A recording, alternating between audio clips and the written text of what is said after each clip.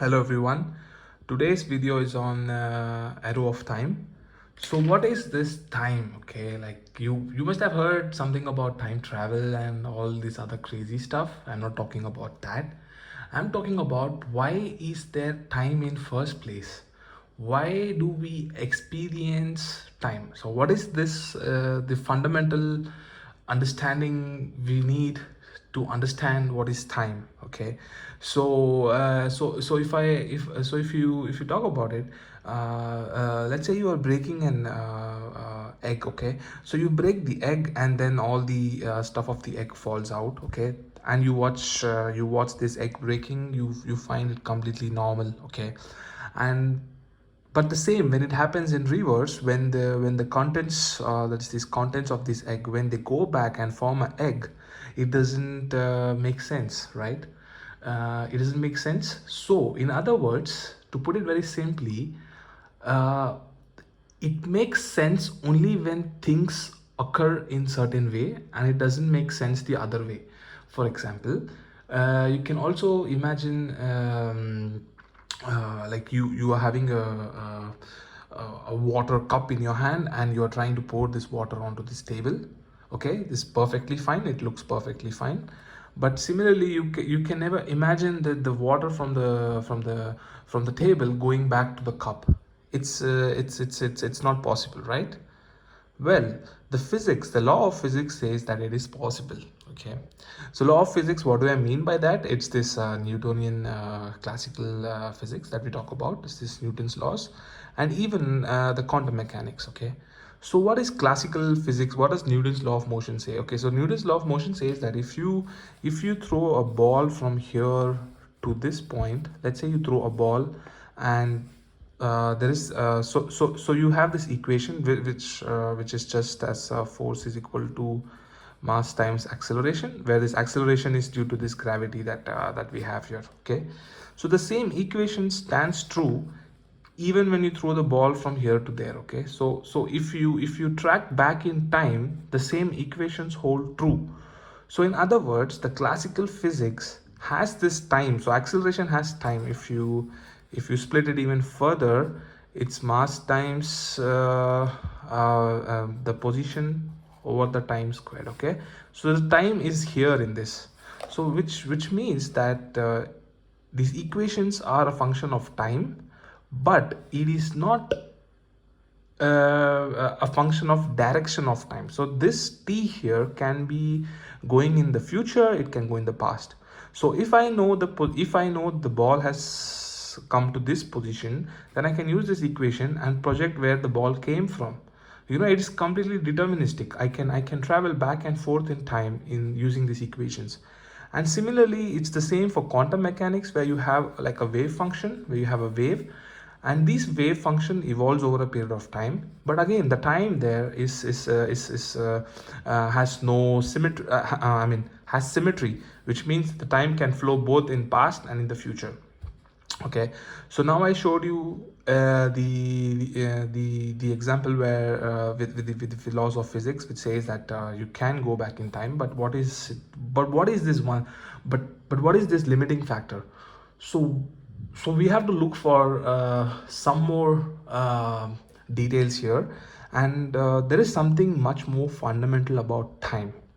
So what is it in physics, or in deterministic classical physics, or in these sciences? What is it which says that something only increases with time but doesn't decrease? Okay, so I can put it like this. So it's like there is one thing called as the second law of thermodynamics. Okay, so it's we study this in engineering, but most often we never come across this idea. So this is the second law of thermodynamics. What it says is that there is something called as entropy.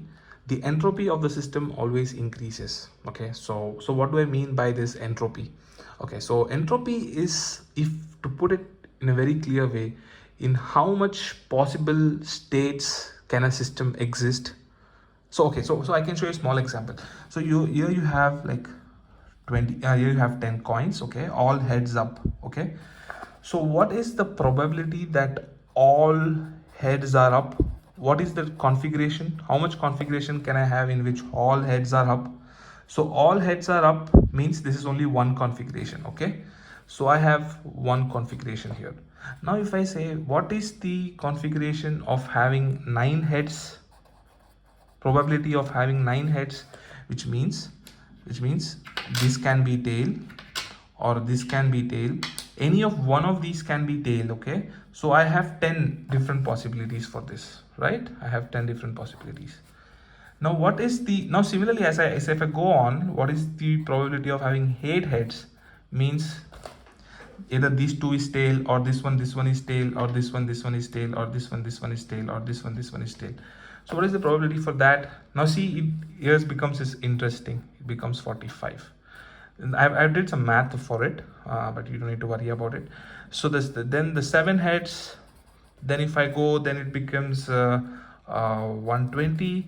If I do 6 heads, then it becomes 210. When I have 5 heads, it becomes 252. Okay, so what you see here is the amount of, so imagine this as a system. Okay, so you have these 10 particles in this system. Okay, now these 10 particles, if you let alone, they will just interact with each other, they'll go up and down, they'll do whatever they want. But if you see their interaction, to have all coins as heads, you have only one probability, one chance of occurring, as compared to finding 5 heads. So the probability to find 5 heads is much more higher than this one head.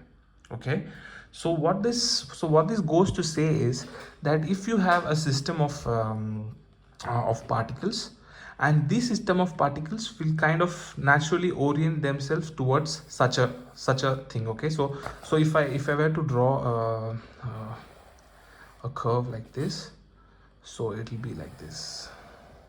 Okay, so this is the thing, this is the number of probabilities that can exist. So if a system reorients, if these coins kind of jumble itself, you have more chance of finding it here than finding it here. So finding it here is once in maybe how much ever time you will find the particles going back to this place. Okay, otherwise it will be, you have likely chances of finding it in this region where there are more number of chances to exist. So this is the thing. Okay, so if I plot the number of heads versus the time, number of heads, number of heads, how much heads, and if I start with time 0, okay, if I start at this point, this is the time, if I start at point 0, I start flipping one coin, I just do it randomly.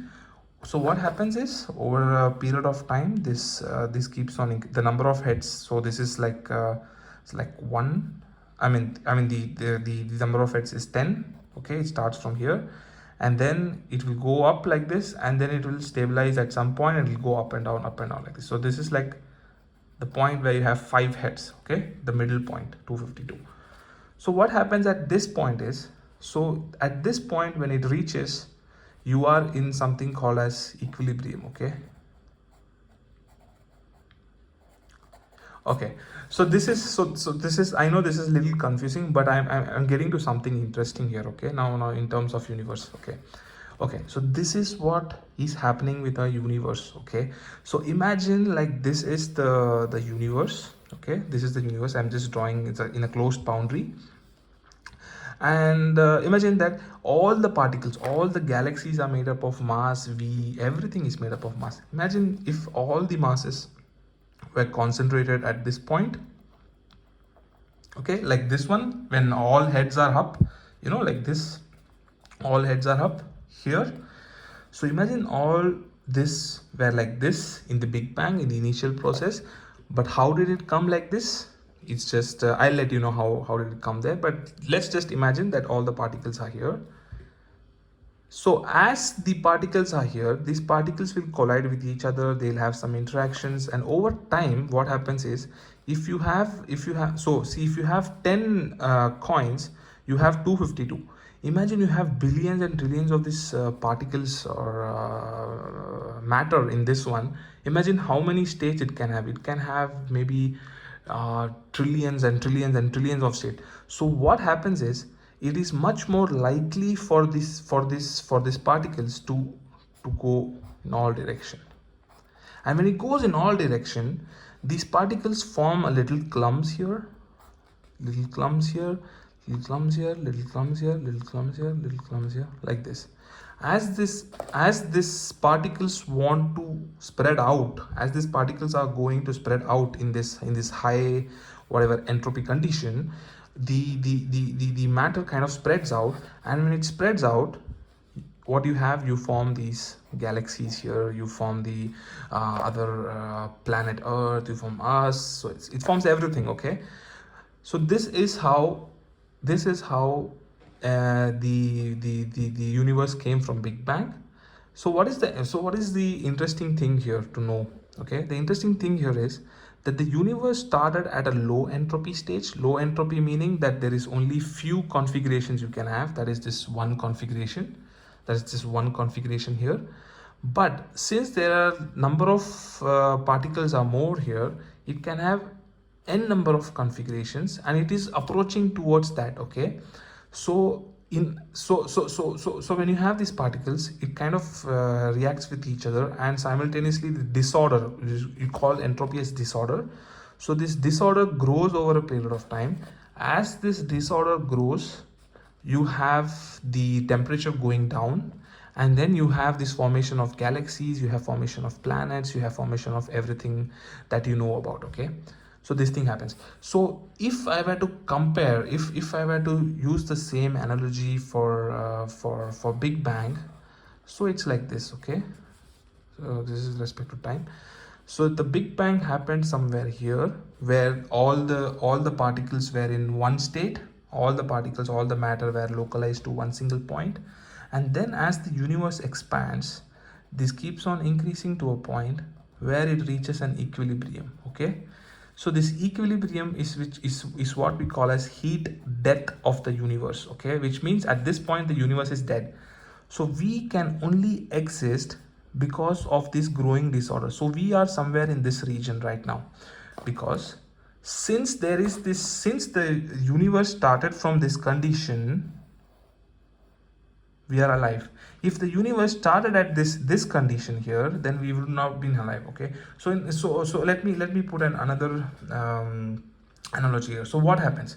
So now you know that if you draw a picture of the universe now, you know that the all planets and everything is expanding, right? So all galaxies are expanding at the speed of light. Everything is moving away from us at this time. So what happens is, infinitely in the future, all the particles would spread across in the universe. Eventually the planet Earth will rip apart, eventually the sun will rip apart, even everything will rip apart. When everything will rip apart, all the particles will be like this in the universe. There will be no clumps. Okay, everything will be in equilibrium. So at this point of time, the universe is dead. There is no life, there is no time. There is no time here. Okay, there is no time here. So what we experience as time is the growing of disorder. So what we experience as time is basically, if you break an egg, it falls out. That's the function of, that's how we call it as time. Okay, that's what our understanding of time is from. Okay, so if so this is the universe which has spread out, which is completely spread, and now there is no time, there is no there's nothing. It's just the heat death. Okay, the universe is gone. But you see, all these particles are here. Okay, it's just randomly spread out. So after some infinite amount of time, after some infinite way infinite amount of time, there is a small probability that, imagine if this is 5 heads, right? Imagine if there was like a million particles, then this would be way higher. This would be maybe 10 to the power 100 maybe. Okay, so this many probabilities are there to be in random state. But after infinite amount of time, for one time instant, all the particles would come back to this original state. So all these particles in this, whatever you see in dotted will come together at this one center point, as it started here. Similarly, after some time this disorder grows, but the reason why disorder cannot become order is not that it cannot, it's just that it's way less likely to come here. It is more likely to be here, it is less likely to be here. It is very unlikely to be in this starting position like this, okay? So after infinite amount of time, all the particles in the universe would collapse back to this one state of low entropy, and again things will start from here. So this is the idea of the time. So what we experience as time, in other words, is this growing of disorder in the system. So it was ordered here, but as this particle starts moving, you have a random disorder. This becomes tails, that becomes this. So over a period of time, this disorder becomes constant. When this disorder becomes constant, then there is no life, there is no universe, there is no planets, there is nothing on, there's no time. So time is only when there is disorder. Now your next question would be, why did the egg form order in the first place? Okay, so we said that egg was ordered, then we broke it, it became disordered, right? So why was order in the egg in the first place? So this is what the second law of thermodynamics says, that if a system is in disorder, okay, if you try to make it into order, then you have to spend some energy. So this spending energy would put up entropy into the universe, okay? So let's say this is your room, okay? This is your room. You just cluttered your room. This is your room, it's cluttered. Your laptop is here, your bed is here, you know, it's cluttered, it's not organized, okay? Disorder. So if I move bed to here, if I move this to there, if I move that to there, if I move this to this, still the room will look cluttered, okay? The room is still in disorder.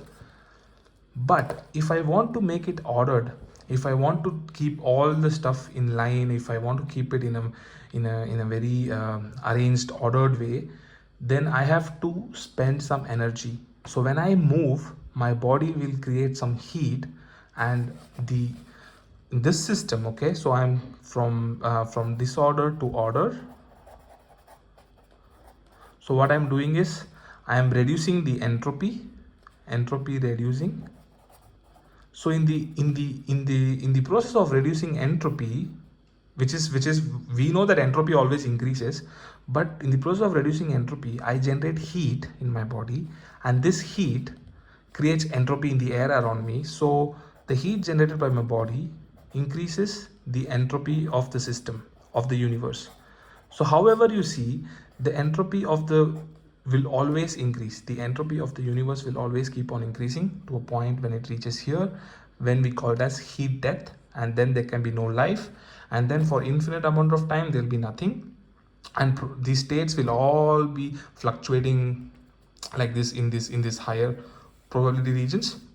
After some infinite amount of time, all these states will go to this point, because it has only one chance of occurring compared to this one. So all these particles would form in one point, and then you have this whole this Big Bang, and it starts from there. So the reason why we experience time is because of the disorder.